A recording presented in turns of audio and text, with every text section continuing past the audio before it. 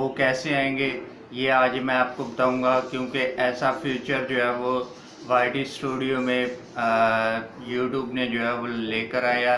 और वो बहुत अच्छा फीचर है जिसको आप एक भी बटन क्लिक करके आप जो है वो उस फीचर को यूज़ कर सकते हैं और अपनी जो वो टारगेट ऑडियंस तक पहुंचा सकते हैं।